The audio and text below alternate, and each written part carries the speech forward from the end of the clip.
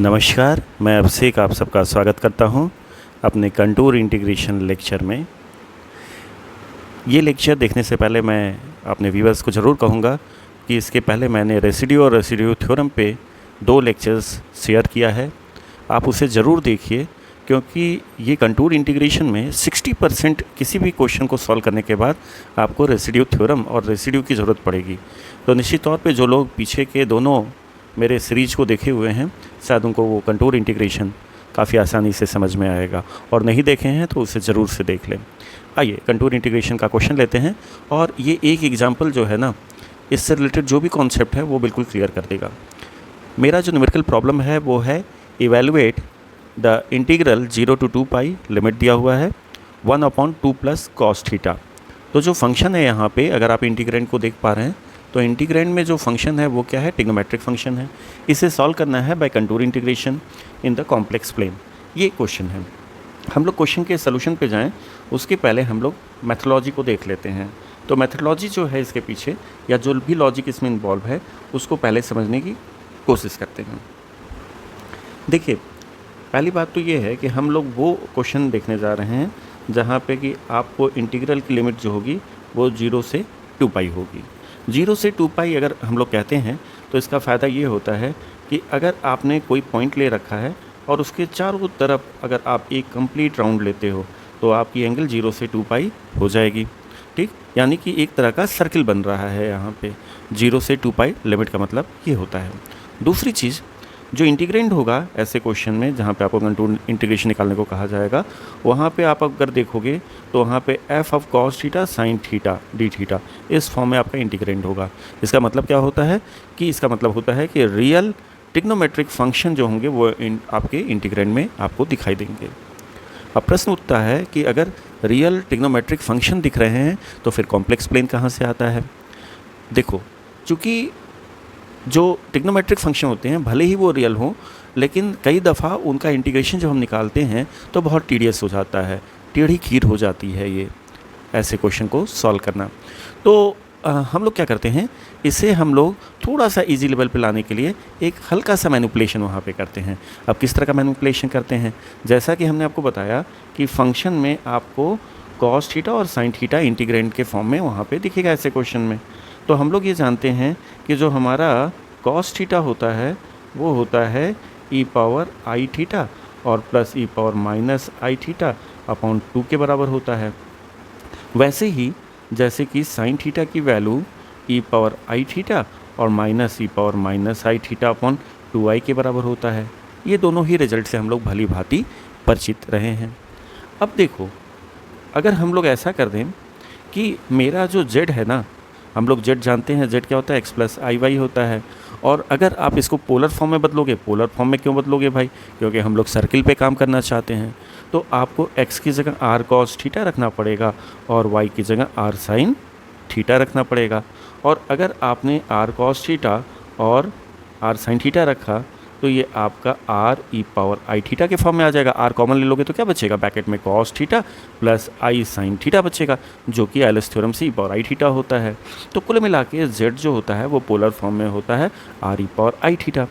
अब हम लोग एक बात और जानते हैं कि अगर कोई भी यूनिट सर्किल दिखाना है, यूनिट सर्किल का मतलब क्या होता है, एक ऐसा सर्किल जिसका रेडियस क्या हो, 1 हो, तो हम लोगों को कॉम्प्लेक्स प्लेन में मॉड z इजकल टू 1 करके अगर हम लोग एक सिंबल यूज करते हैं तो इस सिंबल का मतलब ये होता है कि हम लोग एक यूनिट सर्किल की बात कर रहे हैं। यूनिट सर्किल मतलब जिसका रेडियस 1 हो। अगर ये बात आपको समझ में नहीं आ रही है तो प्लीज़ मेरे कॉम्प्लेक्स एनालिसिस के पीछे के तमाम लेक्चर को देखिए। हर जगह आपको mod z equal to r आपको कहीं ना कहीं हर जगह दिखता हुआ नज़र आएगा।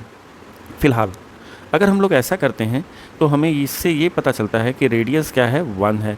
अगर रेडियस 1 होगा तो इस z की वैल्यू क्या हो जाएगी, वो e पावर आई थीटा हो जाएगी। कहने का मतलब ये है कि अगर कोई भी सज्जन z equal to e power i theta लिखता है तो इसका मतलब है वो एक यूनिट सर्किल की तरफ आपको ले जाने की कोशिश कर रहा है। अच्छा, अगर आपने z equal to e power i theta लिख दिया तो जनाब dz की वैल्यू क्या हो जाएगी, तो dz की वैल्यू हो जाएगी i e power i theta और डी थीटा हो जाएगी। मेरी बात आपको मेरे ख्याल से समझ में आती होगी। अब थोड़ी देर के लिए एक जगह बनाने के लिए इस मॉड z इजकल टू 1 को थोड़ा सा हम हटाते हैं। अब इससे फ़ायदा क्या होगा कि ये साहब जो आपको दिख रहे हैं ई power i theta. E power i theta actually आपके हैं क्या, वो हैं जेड के बराबर। तो हम लोग लिख सकते हैं इसको आई इंटू जेड लिख सकते हैं। तो आई इंटू जेड लिखोगे आप तो डी थीटा की वैल्यू यहाँ से हो जाएगी डी जेड अपॉन आई इंटू जेड हो जाएगी। तो ये जो छोटी सी चीज़ हमें पता चल रही है इस दिशा में, उसको लेके हम आ जाते हैं अपने लेफ़्ट हैंड साइड में, जहाँ पे हमने कुछ काम कर रखा है कॉस और साइन के लिए। तो जनाब इसकी वैल्यू आप लिख सकते हो 1/2 जेड प्लस 1/z। ये कहाँ से लिख सकते हैं, क्योंकि हमारा जो यहाँ पे अजम्पशन है वो सारा का सारा यूनिट सर्किल के लिए है, और यूनिट सर्किल कहाँ पे चला गया, z equal to e power i theta पे चला गया। तो ई पावर आई थीटा अगर जेड है ना, जो कि यहाँ पे दिख रहा है आपको, तो ई पावर माइनस आई थीटा को डिनोमिनेटर में ले जाओगे तो ये भी ई पावर आई थीटा हो जाएगा। तो साहब ये हो जाएगा 1/z, और 1/2 तो रहेगा ही। तो हम लोग किसी भी कॉस या कोसाइन फंक्शन को हम लोग किस में कन्वर्ट कर लिए हैं, हम लोग जेड का मतलब किस में कन्वर्ट कर लिए, हम लोग ने कॉम्प्लेक्स वेरिएबल में इसको कन्वर्ट कर लिया। यानी ये जो ट्रिग्नोमेट्रिक फंक्शन था वो कहाँ पहुँच गया, कॉम्प्लेक्स प्लेन में पहुँच गया। ठीक वैसे ही जैसे कि आपका ये साइन थीटा जो है वो आपका z माइनस 1/z इंटू या अपॉन 2y की तरह लिखा जा सकता है। तो इस तरीके से हम लोगों ने क्या किया, कोई भी ट्रिग्नोमेट्रिक फंक्शन वो कॉस और साइन में से जो भी हो या दोनों का मिक्सचर हो, उसको बहुत ही आराम से हम लोग कॉम्प्लेक्स फील्ड में भेज सकते हैं z और 1/z को इंट्रोड्यूस करके। और साथ ही साथ एक बात और हम लोग ने यहाँ पे देखा कि z और 1/z में भेजने से पहले हमें कुछ यहाँ पे मैनिपुलेशन करना पड़ा, और उस मैनिपुलेशन में हमें एक नया चीज़ मिला कि हमारा z जो होता है वो ई पावर आई थीटा होता है, क्योंकि हम लोग एक unit circle mod z equal to 1 में, यानी कि इस सर्किल में आके इसको इंटीग्रेट करने की कोशिश कर रहे हैं, जहाँ पे कि लिमिट 0 से 2π है। तो ये कॉन्सेप्ट अगर समझ में आ गया तो यही हमें हर एक क्वेश्चन में अप्लाई करना। अब इस क्वेश्चन के सॉल्यूशन में चलते हैं और देखते हैं कि हमें क्या कुछ दिया है और क्या करना है। सॉल्यूशन, हमारा जो इंटीग्रल है एक बारी हम लोग यहाँ पे लिख देते हैं। हमें कहा गया है कि इसको इंटीग्रेट करो, और कहाँ पे इंटीग्रेट करो आप, कंटूर इंटीग्रेशन है, कहाँ पे इंटीग्रेट करो इसको यूनिट सर्कल में इंटीग्रेट करो, और जो इंटीग्रेंड है वो है 2 plus cos theta, 2 plus cos theta denominator में। ठीक है जी, ये सारी चीज़ दिया हुआ है। अब मेरा जो फंक्शन है यहाँ पे वो है किसके फॉर्म में, वो है कॉस थीटा के फॉर्म में। तो अगर ये कॉस थीटा के फॉर्म में है तो हम लोग यहाँ से क्या करेंगे, हम लोग इसको कन्वर्ट कर लेंगे I equal to D theta. D theta की वैल्यू अभी थोड़ी देर पहले आपने निकाला, क्या निकाला डी थीटा की वैल्यू, डी थीटा की वैल्यू आपने निकाला D Z upon I Z निकाला। ठीक है जी, D Z upon I Z आपने निकाला, और यहाँ पे 2 को ऐसे ही रहने दो, और कॉस थीटा क्या है, कॉस थीटा आपने कहीं पे लिख रखा था, देखिए यहाँ पे 1/2 जेड प्लस 1/z लिख रखा था। तो आप चाहो तो यहाँ पे लिख दो 1/2 Z plus 1/z। D theta की भी वैल्यू हो गई, डी थीटा डी जेड में कन्वर्ट हो गया, और जो मेरा ट्रिग्नोमेट्रिक फंक्शन कॉस थीटा था वो z प्लस 1/z में कन्वर्ट हो गया। और ये सब कहाँ पे आ गया, ये सब यूनिट सर्किल पे आ गया जिसका नाम था मॉड z इक्वल टू 1। यानी कि एक सर्किल पे आके अब ये सारी चीज़ें हमारी फोकस हो गई। तो हम इस सर्किल को ऐसे दिखा लेते हैं सी। अब क्यों ना इसे हम लोग सॉल्व किया जाए, जिससे कि हमें पता चले कि हमारी वैल्यू कहाँ जा रही है।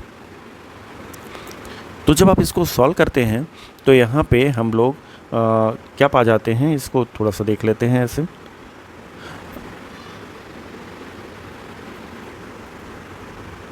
आई इक्वल टू, इसको आप लिख सकते हो 1/i and then this is 2 dz। आप इसको सिंप्लीफाई कीजिए, dz रहेगा, 1/i को हमने बाहर लिख लिया, और नीचे एलसीएम लोगे आप तो 2z एलसीएम आएगा, और आप इसको एलसीएम लेके अगर सॉल्व करते हो तो z² और 4z प्लस 1 आता हुआ दिख रहा है यहाँ पे।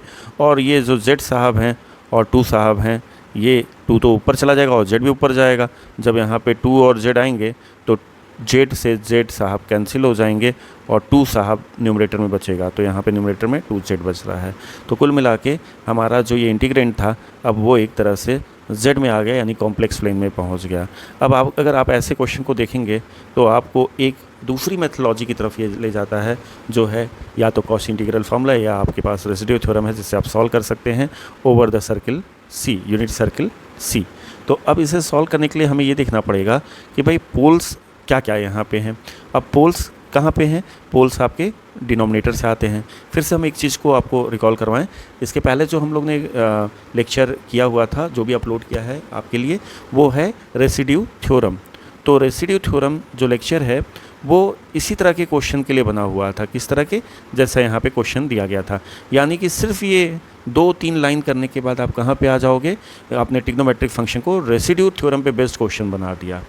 अब यहाँ से जितने लोगों ने पीछे वाले लेक्चर को अटेंड किया है वो अपने आप भी सॉल्व कर सकते हैं, बट जो नए व्यूवर्स हैं उनके लिए हम इसको एक बार ही सॉल्व कर देते हैं। तो हम लोग ये कर सकते हैं, the poles can be obtained, the poles can be obtained by taking denominator है क्या? z² प्लस 4z प्लस 1 है। अगर आप इसको 0 ले लोगे तो आपको डिनोमिनेटर मिल जाएगा और पोल्स मिल जाएगा, माफ़ कीजिए। और इसको सॉल्व करना क्वाड्रेटिक की क्वेश्चन है तो सिद्धाचार्य साहब हमेशा आपके हेल्प के लिए खड़े हैं।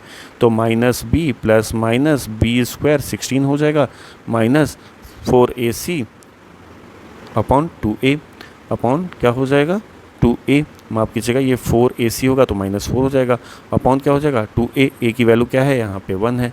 तो अगर हम लोग इसको सॉल्व करेंगे तो कितना होगा? अपॉन 2 भी है तो -2 प्लस माइनस √3 आ जाएगा, क्योंकि यहाँ से आपको मिलेगा √12 और √12 जो होता है वो 4 × 3 होता है। तो भाई 4 × 3 क्या हो जाएगा? 4 साहब बाहर आ जाएंगे, 2 और 2 डिनोमिनेटर में भी है, ये कैंसिल हो जाएगा, तो -2 प्लस माइनस √3 हो जाएगा। ठीक है, अब थोड़ी देर के लिए समझने की कोशिश कीजिए कि √3 जो होती है 1.73 समथिंग होती है, और यहाँ पे प्लस माइनस लिखा है, यहाँ पे -2 लिखा हुआ है। तो अगर आप यहाँ से 2 रूट निकालिएगा तो एक तो होगा -2 प्लस 1.7 समथिंग और दूसरा हो जाएगा -2 माइनस 1.7 समथिंग। अगर इसको देखोगे तो ये -3.7 पे जाएगा, और अगर इसको देखोगे तो ये -0.3 पे आएगा। अब अगर हम आपसे पूछें कि चूंकि हम लोग ने ये सारा कारनामा जो किया है वो मॉड z = 1 यूनिट सर्किल पे किया है, तो इस यूनिट सर्किल में इनमें से कौन सा आपका पोल आएगा? तो आप यूनिट सर्किल एक ड्रॉ कर लो, ये रेडियस 1 है, तो -0.3 जो होगा आप इसको ऐसे पोल पे रख दो, तो -0.3 जो होगा वो तो यहाँ कहीं आएगा, यानी यहाँ पे आपको आता हुआ देखिएगा। इसको थोड़ा सा कलर चेंज कर दें, लेकिन जो -0.37 है वो आपको इस सर्किल के बाहर आएगा। तो भाई इससे तो मेरे को कोई ख़तरा नहीं है, ख़तरा जो है जो कि सर्किल के अंदर है। तो सर्किल के अंदर ये वाला पोल है जो कि इसके करिस्पॉन्डिंग है, इसके करिस्पॉन्डिंग है, मतलब किसके करिस्पॉन्डिंग है? ये करिस्पॉन्डिंग है -2 प्लस √3 के करिस्पॉन्डिंग है। देखो आप ज़रा ध्यान से, ये इसी की वैल्यू है। तो -2 प्लस √3 खतरा है मेरे लिए, जबकि -2 माइनस √3 दोनों रूट में से मेरा ये वाला रूट ही केवल खतरे के लिए है और दूसरा वाला रूट खतरे में नहीं है। यानी कि हम लोग ने क्या देखा कि z = -2 प्लस √3 जो है उससे खतरा है, और -2 माइनस √3 से कोई खतरा नहीं है। तो मेरे लिए जो पोल होगा वो ये वाला हो जाएगा पोल। ठीक है, तो अब हमें रेसिड्यू निकालना पड़ेगा और रेसिड्यू थ्योरम को अप्लाई करना पड़ेगा। तो अब हम लोग क्या करेंगे, पहले रेसिड्यू निकाल लेते हैं और फिर रेसिड्यू थ्योरम को अप्लाई करते हैं। तो यहाँ लिख दिया जाए रेसिड्यू किस पॉइंट पे भाई? रेसिड्यू एट z = -2 प्लस √3 पे हमें निकालना है, इस पॉइंट पे निकालना है हमें।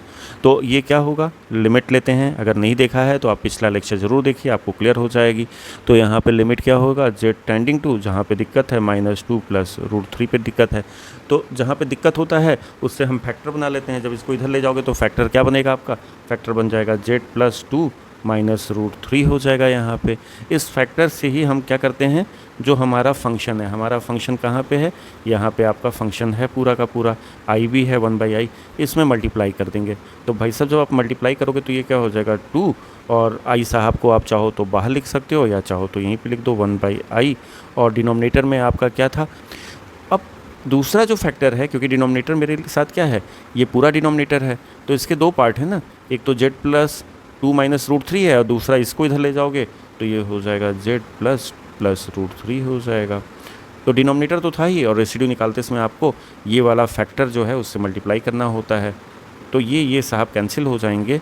और अब आपको क्या करना है, z की ये वाली वैल्यू जो है वो यहाँ पे z की जगह पे रख देनी है। तो जब आप वैल्यू को रखोगे तो देखोगे ये वैल्यू जो होगी रेसिड्यू की वो आ जाएगी आपकी 1/√3, और ये साहब आई भी तो है यहाँ पे, तो आई आ जाएगा। ठीक है ना, ये हमारा क्या है, ये सिर्फ और सिर्फ रेसिड्यू की वैल्यू है। अब साहब अगर ये हो गया तो हमें कॉची रेसिड्यू थ्योरम की याद तो ज़रूर आएगी, तो हम लोग लिखेंगे now by Cauchy residue theorem, Cauchy residue theorem we have और रिजल्ट। और वो रिजल्ट क्या होगा, वो रिजल्ट तो आप अप्लाई कर रहे हो किसके लिए, आप अप्लाई कर रहे हो इस इंटीग्रल के लिए कर रहे हो जो कि यहाँ पे लिख रखा है आई, वो है क्या, वो है 1/i कंटूर इंटीग्रेशन c और 2dz upon z² plus 4z plus 1। भी देखो इसी का तो रेसिड्यू निकालने की कोशिश की आपने, तो इसके लिए जब रेसिड्यू निकाले थे तो ये रेसिड्यू तो मिल गया। जो कॉची रेसिड्यू थ्योरम होता है उससे अगर आप देखोगे तो ये इसकी वैल्यू क्या हो जाएगी, इसकी वैल्यू हो जाएगी 2πi और सम ऑफ रेसिड्यू हो जाएगा, सम ऑफ रेसिड्यूज हो जाएंगे। अब 2πi तो है और यहाँ पे रेसिड्यू कितने हैं, रेसिड्यू सिर्फ एक ही है क्योंकि आपके पास सर्किल में एक ही पोल था अंदर, तो एक जो रेसिड्यू निकला है उसी का आप मल्टीप्लाई कर दो 1/√3i, जो भी रेसिड्यू आपका आया है। तो अगर आप मल्टीप्लाई करोगे तो आई से आई साहब कैंसिल हो जाएंगे और आपका आंसर आ जाएगा 2π/√3। ये क्या होगा आपका, यही आपका आंसर हो जाएगा। तो मेरे ख्याल से आपको समझ में आ गया होगा कि जब भी क्वेश्चन कंटूर इंटीग्रेशन से आता है तो हमारे पास ये लॉजिक जो है वो बहुत ही कारगर होता है, बहुत ही काम करता है, और इस लॉजिक की मदद से कोई भी क्वेश्चन को कॉची रेसिड्यू थ्योरम में कन्वर्ट करके उसको सॉल्व कर सकता है। आप फिर से जाते जाते मैं कहना चाहूँगा कि आप रेसिड्यू और रेसिड्यू थ्योरम वाला अगर लेक्चर देख के इस लेक्चर को देखेंगे तो आपको बहुत ही आसान लगेगा और ये टेक्निक आपको आराम से समझ में आ जाएगा। शुभ रात्रि, फिर मुलाकात होगी अगले लेक्चर के साथ, तब तक नमस्कार।